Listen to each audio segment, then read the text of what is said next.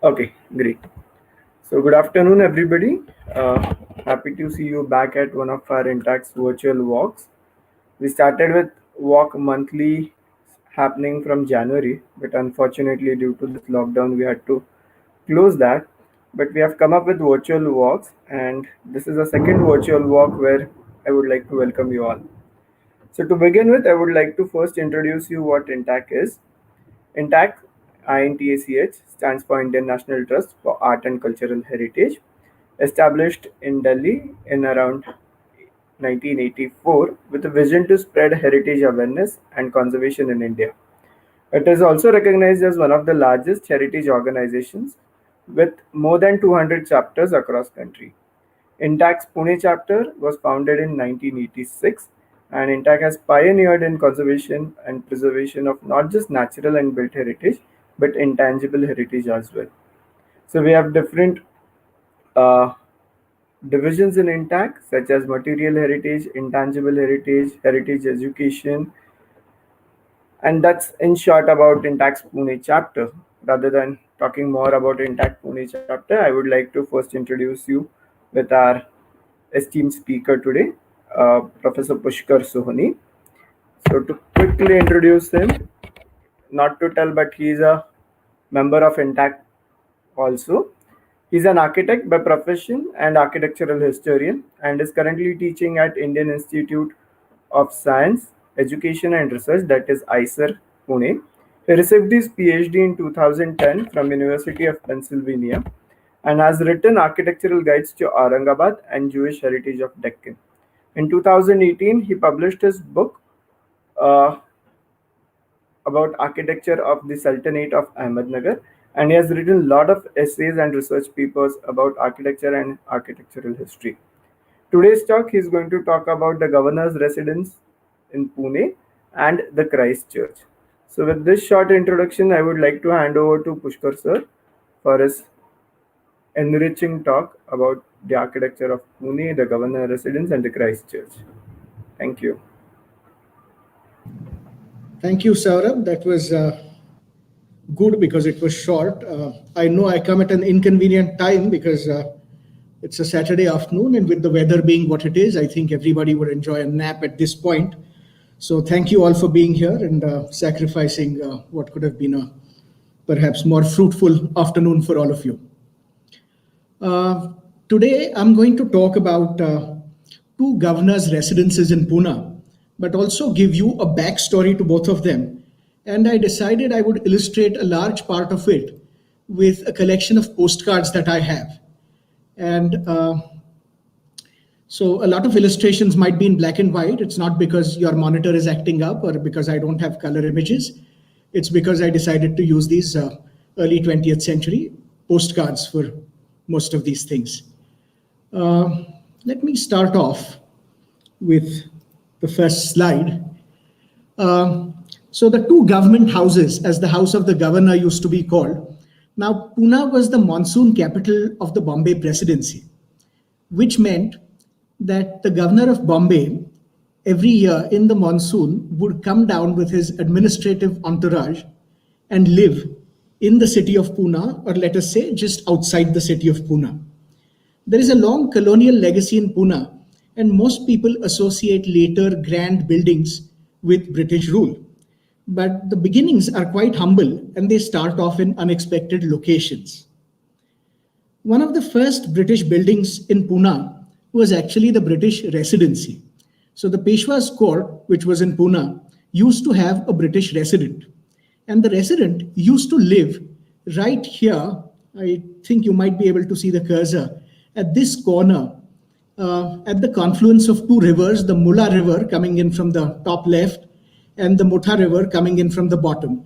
At this point of confluence called the Sangam, the British resident had his bungalow.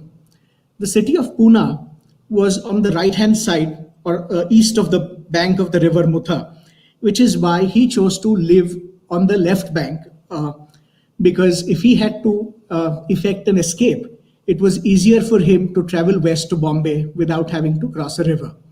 And this came in very handy, as we shall see as events unfold. The British Residency doesn't survive in its original form. There is a bungalow on the site, but this is a bungalow that was built later, and we'll see a picture of that too. But we do have a number of descriptions of the residence bungalow which was at the Sangam. And a number of artists, including James Wales, who has been highlighted in this excellent book by Uday Kulkarni, gives descriptions of the things he saw on the city side of the Sangam, most notably processions that came in to perform sati on the river banks. And another artist called Robert Mabon also observed sati taking place on the other side, and in fact he managed to make a painting of it with copious notes. And if you want to know more about this, please do. I'll put in a plug for this book. The British Residency, which was at the confluence of these two rivers, which you see in the Google Earth map on the left, now exists in the form of a bungalow that is completely different, because the original bungalow of the resident was burnt down at one point. It was burnt down when Elphinstone was the resident in Pune.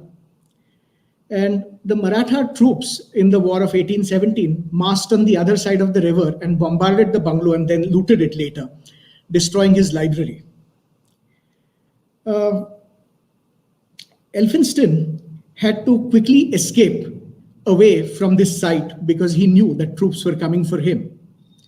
And what he did was, from this confluence, from this Sangam, the origin of this yellow arrow, he fled all the way to this point, which is where somebody called Colonel Burr was encamped. This place is that have a retroflex sound. It was made Dapuri because the British could not quite roll the word Dapodi of their tongues. Just like we'll see, Khadki became Kirki.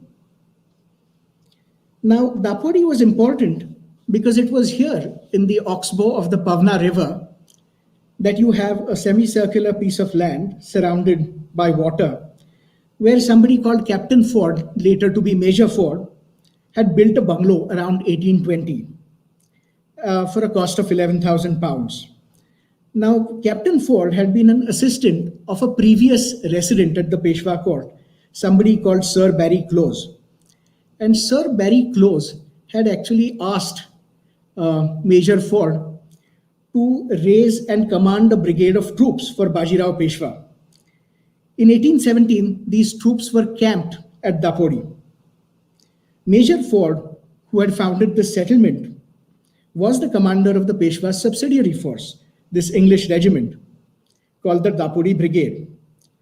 Ford was friendly with several other military commanders at the Peshwa's court, but before the battle, before the Third Anglo-Maratha War in 1817, he made it very clear that he would side with his compatriots rather than with his employer. Now, the Peshwa is supposed to have been fond of Ford and had decided to spare his life if the British lost. Ford also had friends like Moro Dikshit, who was a Sardar in the Peshwa's court, and the two men had a kind of soft agreement, according to Grant Duff, by which if either one of them fell in battle against each other, the other person would take care of the other person's family. And it is believed that Major Ford kept his word. Major Ford, after this battle of 1817, when Elphinstone fled from the Sangam to Dapodi, moved to Bombay and then died of fever. And this is where somebody else enters the picture, somebody who's very important in setting up the first governor's residence in Pune. So here you see Elphinstone, and the arrow indicates his flight from the bungalow at the Sangam to Dapodi. And this is the estate at Dapodi that we talked about, and why it's important we'll look at very shortly. On the other side, Dapodi is now famous for the College of Military Engineering, and most people are unaware of this whole estate, which is quite large. Enter John Malcolm, who returned to India after serving in various capacities. He came back in 1817, and he acted as the Governor General's agent in negotiations that led to the Third Anglo-Maratha War. And in 1827, he was appointed Governor of Bombay. And in 1828, he purchased Major Ford's house for £1,000 and decided to use the whole estate as the government house. And so, till 1865, when the present day University of Pune building was constructed, this building at Dapodi served as the government house of Bombay, which meant every monsoon the governor would be in residence here. John Malcolm, also like Elphinstone, was a pioneer in the promotion of Indian education and training of Indians for the higher ranks of government, and was instrumental in setting up a number of institutions in Pune and Bombay.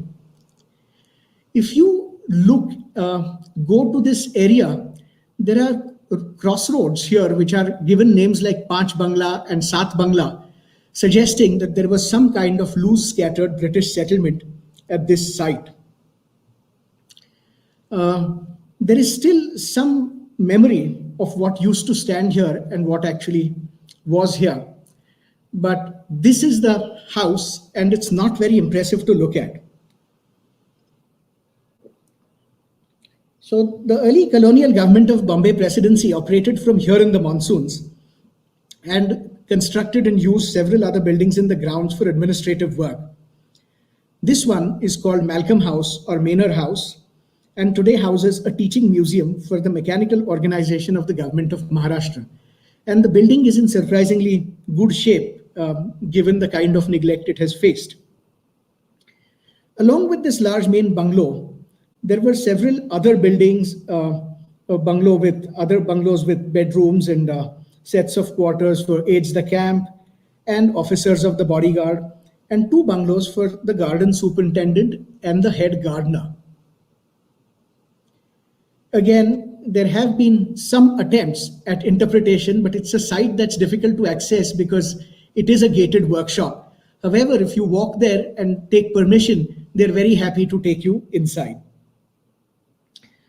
Besides all these bungalows, there are also horse and cattle stables, and there are reports of servants' lines and storerooms and so on being built at a very high cost in the 1830s. Most importantly, there were 48 acres of botanical gardens, which John Malcolm established in 1828 at an annual cost of about £360. And the whole idea was to introduce useful exotic plants. These gardens were first under one Mr. Williamson, who died, and then you had a succession of people, including one Dr. Gibson. And this Dr. Gibson established botanical gardens not just here, but also at places close to Shivneri Fort, villages like Hivre and so on. And the experiments that were carried out here were the cultivation of foreign cottons, coffee, tea, tobacco, Mauritius sugarcane, mulberry, culinary vegetables, and fruit trees. And the whole idea was to carry out what's called economic botany, which is to cultivate in faraway lands, in faraway colonized lands, plants that could be commercially exploited. But, during the American War, the British government did sell off this property, also because the new government house at Ganeshkhind was under construction and they did not need this property anymore. And it was sold eventually to some Europeans and then to Indians and so on, a number of whom became bankrupt. And finally, in 1874-75, it was sold to a Parsi gentleman called Marwanji Sheth. And very late in the 19th century, the site hosted the Deccan Brewery owned by Meakin and Company, the forefathers of Mohan Meakin, and produced about 8 lakh gallons of beer every year till the estate was purchased by the Public Works Department in 1908. So it's quite a rapid fall from starting off as a mercenary regiment commander's house to the governor of Bombay's residence, eventually to a brewery, and then being reduced to a set of workshops. Again, if you go in, there are several things about the architecture. Again, very plain colonial Regency style architecture. Some parts have been redone completely. Very nice craftsmanship. And the outbuildings have been changed and modified over time, but a lot of them still stand, including the place which was run as a brewery, and that is this building, which was later turned into a go down. And in here, a number of the building materials are not of Indian origin. Of course, the stone ashlars are, but if you look at the tiles, the roof tiles, they are all made in France and some of them in Germany.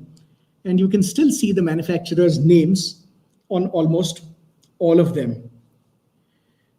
This site architecturally is not very significant. It has a unique history, but why it is important is in the history of landscape architecture. Again, more tiles made in Marseille.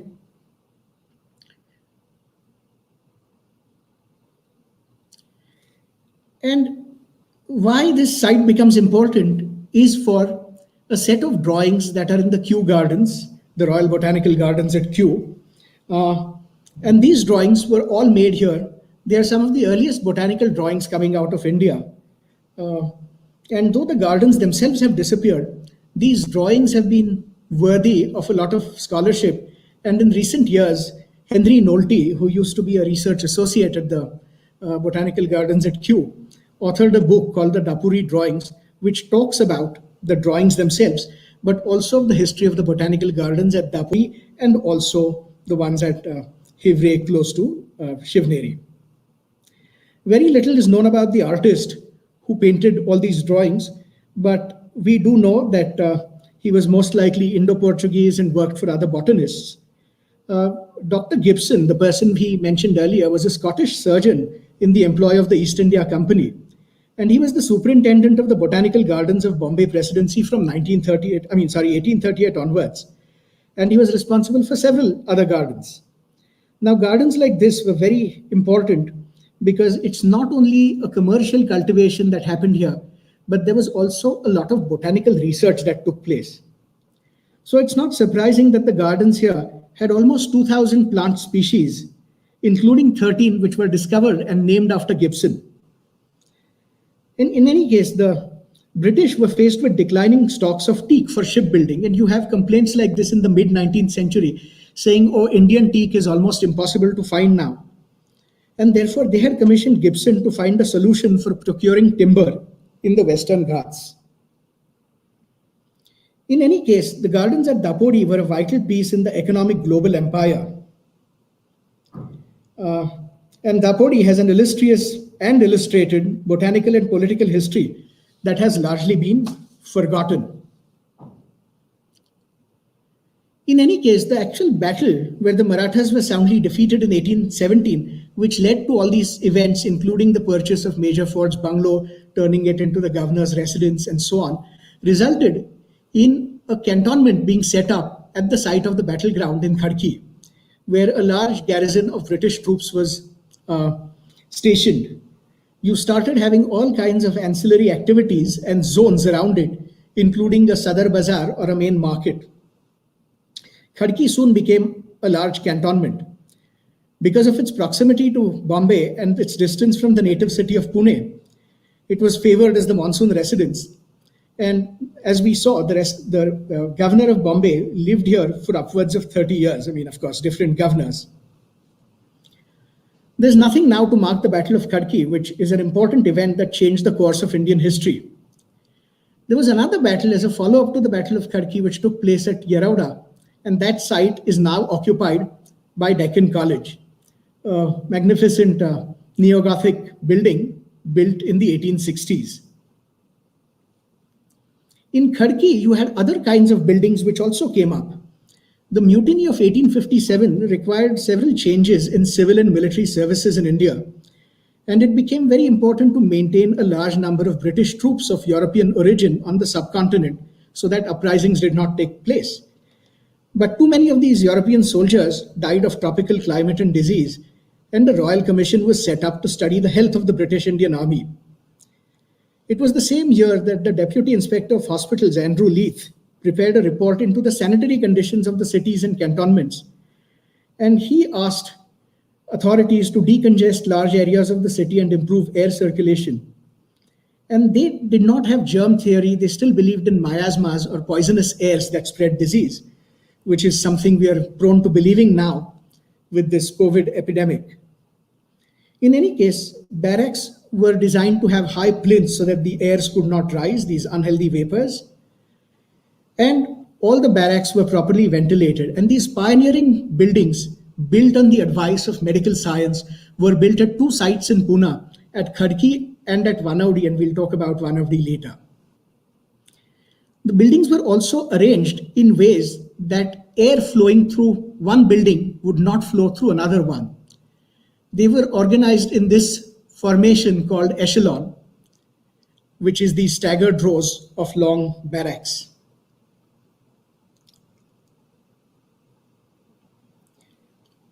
And so they were also built at other places, as we said, Ghorpadi and Vanavdi, and in Khadki cantonment, and led to an increase in soldiers' life expectancy. In any case, these are architectural reminders of an obsolete medical theory as implemented by the military. Khadki was also important because of several churches. So the oldest church in Pune was St. Mary's, which was built on the other side of town in 1825. But the governor lived closer to Khadki, and a very important church was built here called Christ Church. And this church, consecrated in 1841 by Bishop Carr, was constructed in the artillery lines. It was one of the largest military churches in the presidency and has a number of plaques and tablets inside who fought in various kinds of empire wars. Many regimental colors have been removed from here now and rehabilitated in the Bombay Engineering Group, which is the Bombay Sappers Regimental Headquarters, which is also in Khadki. This original design was by somebody called Reverend Gell and was neo-Gothic, following the fashion in England. And it was found completely unsuitable for the climate, not surprisingly, and therefore the designs had to be modified by the firm of Paris and Molesey and constructed by the executive engineer at Pune and Khadki. And if we look at the design, it has all the neo-Gothic elements barring one, and we'll look at it. If you look at the design, what it completely lacks is a spire that everybody expects from a church. If you look at the plan, it's completely asymmetrical, which is so unusual in a church that's supposed to be grand. Symmetry usually proclaims some kind of grandeur. The original plan was modified, and you have the addition of an organ gallery on this side, down here, and this long aisle on the other side, which is made specially for the government of Bombay and his bodyguards. Governor of Bombay and his bodyguards. There is an octagonal vestry, which is also added on one side. Again, local masonry expertise is completely used to create an effect of a medieval English church.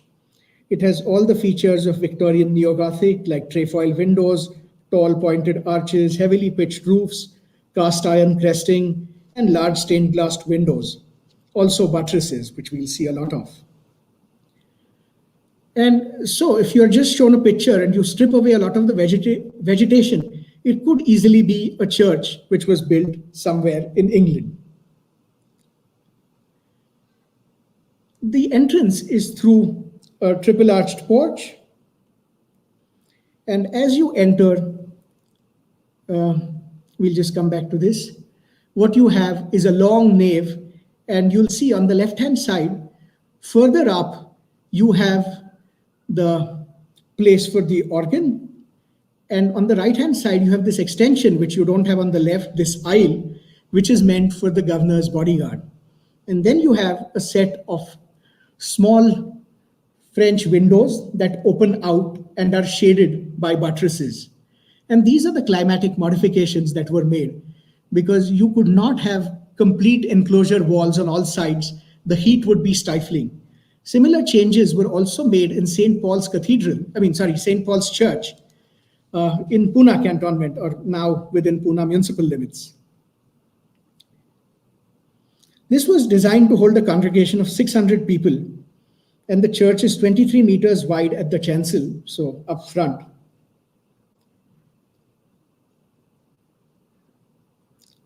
And imported Belgian glass is used in making all these wonderful stained glass windows.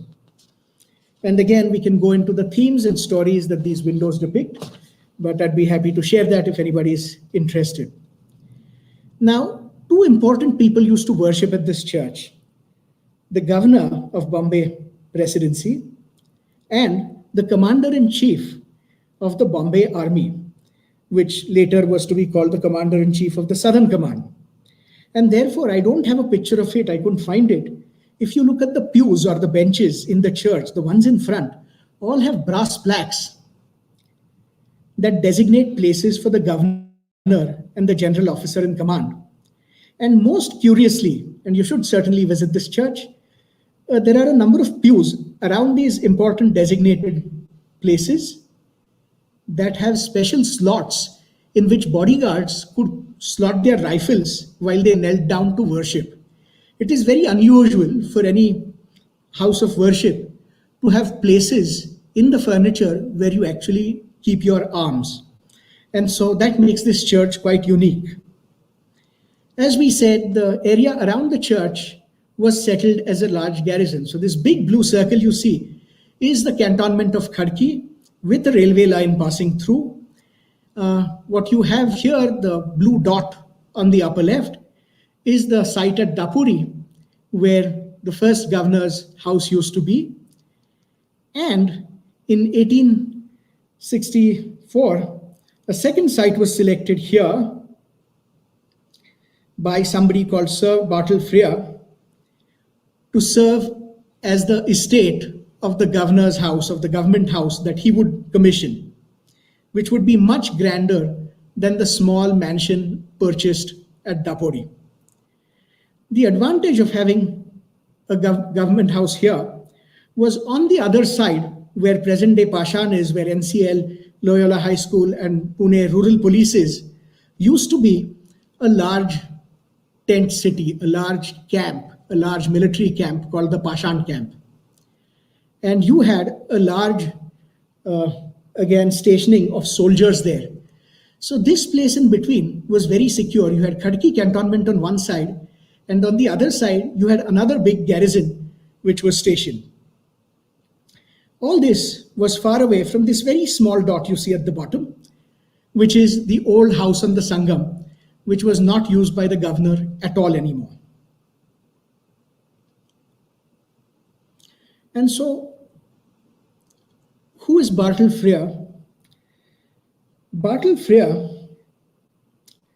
was the governor of Bombay in the 1860s, and he had an idea that he would transform the city of Bombay into what he called the Urbs Prima, or the premier urban settlement in India, with all kinds of modern institutions built in the latest architectural style, a style that was sweeping through England because of Augustus Welby Pugin and a number of people who championed it, the style in which the Houses of Parliament in London had recently been built.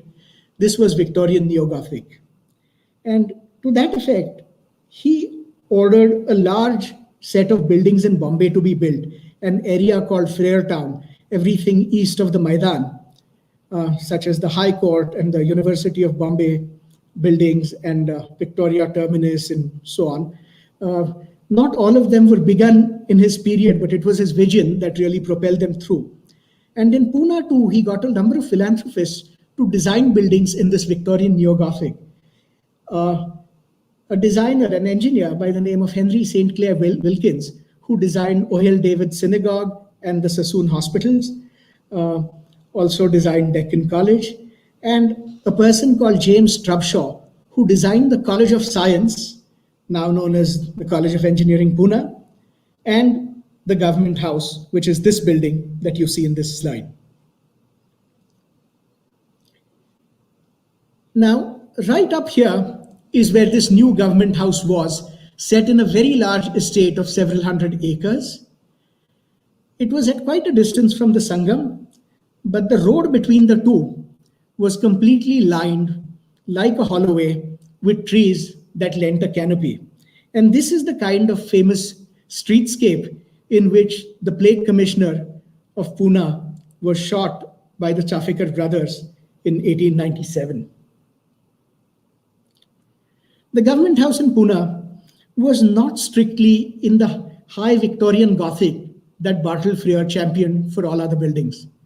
This was more of what one might call an Italianate Gothic, where you did not have pointed arches, you had semicircular arches everywhere.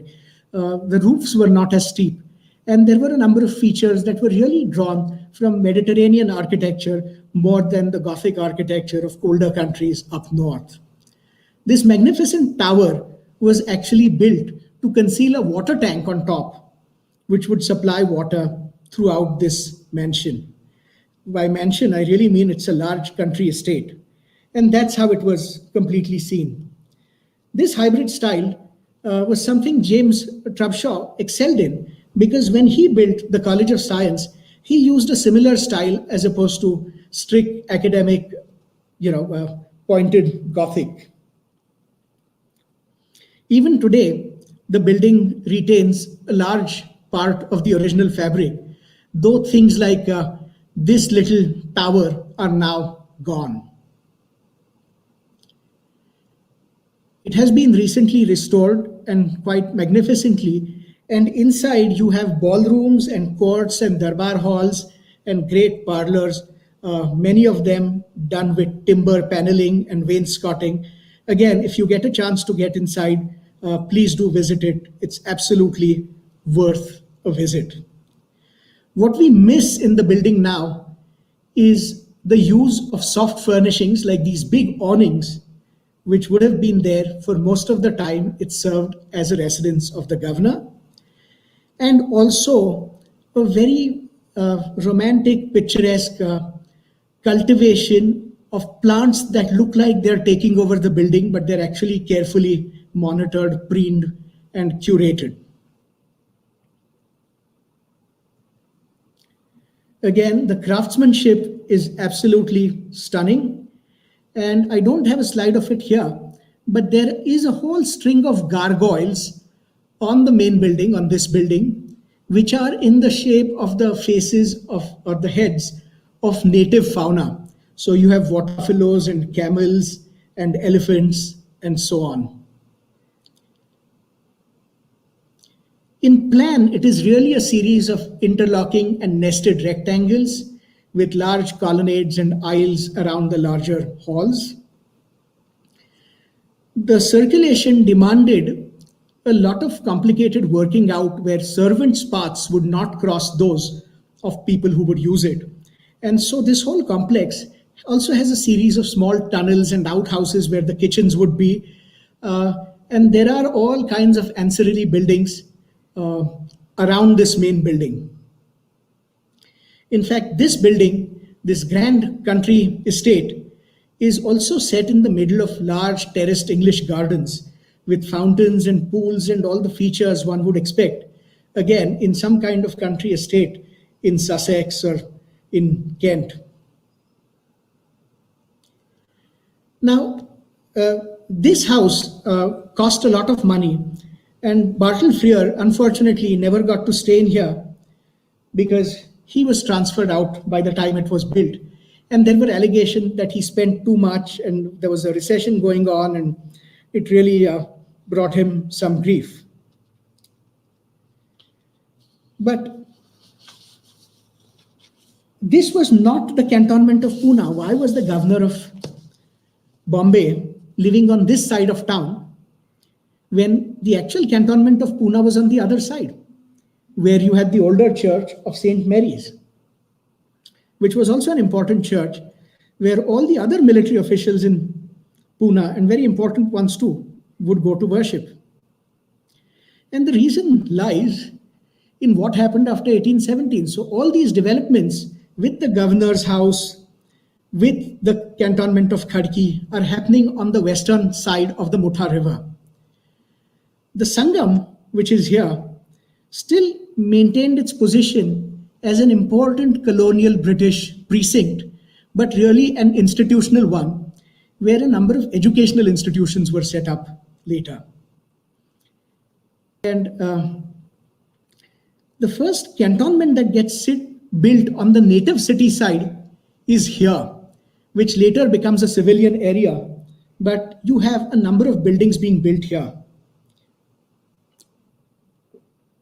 And that's because after 1817, Pune quickly became the headquarters of the Bombay Presidency Army, and a cantonment had to be set.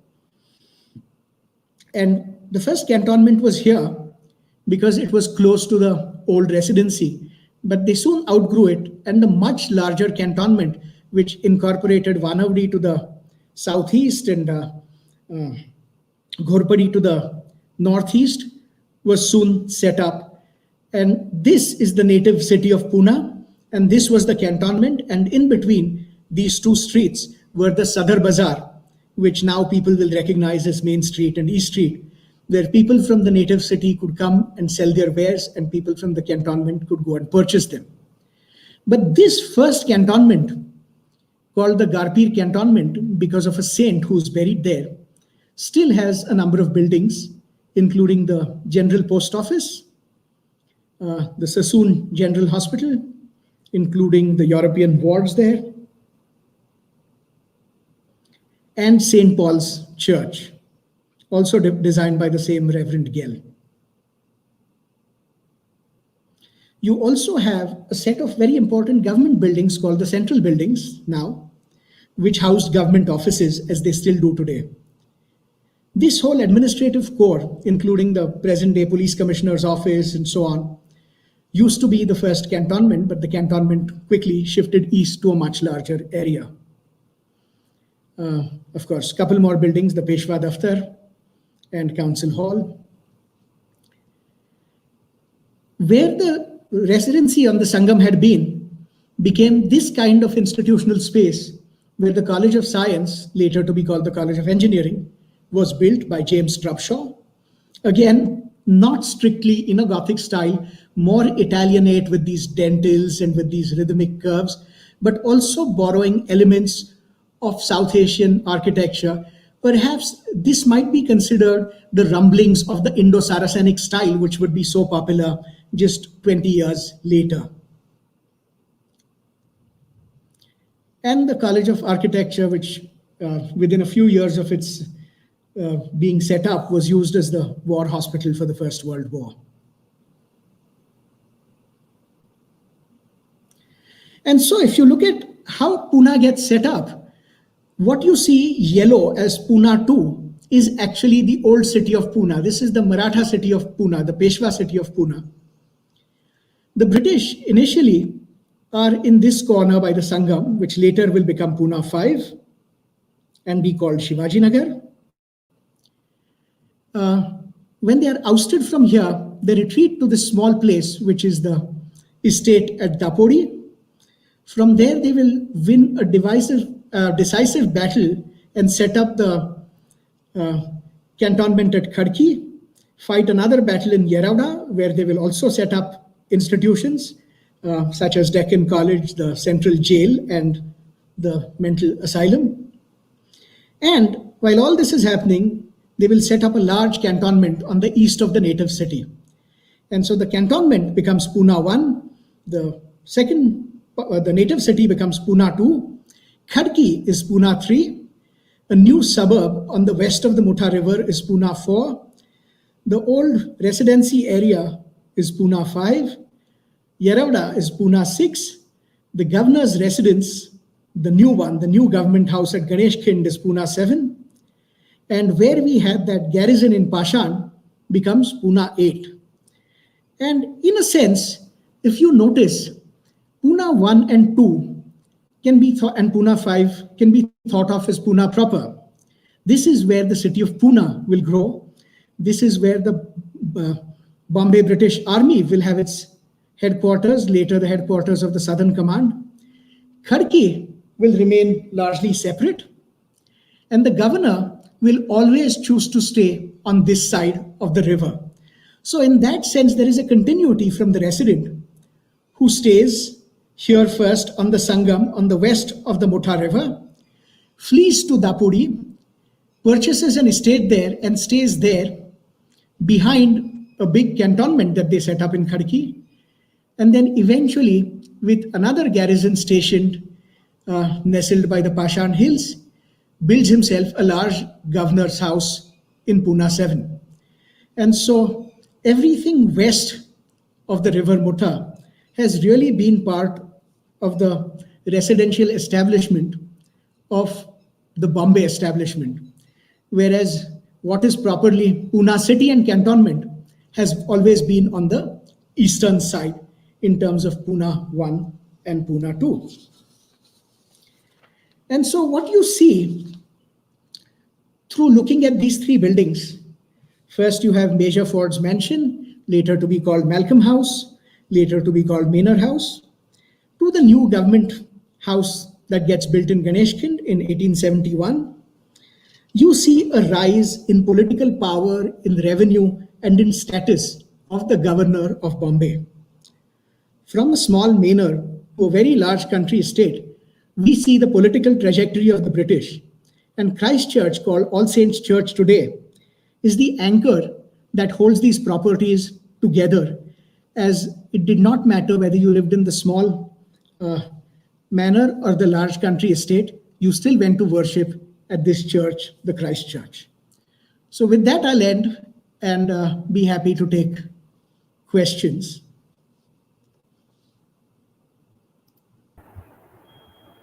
If you have any questions, you can just put them in the chat box. I would ask on your behalf to Pushkar sir. Yeah. Firstly, thank you, sir. It was an enriching session, and a lot of things have come up newly for me also. How Pune's residents grew and how things have come up. So that was a value addition session. So thank you from Intact and myself personally.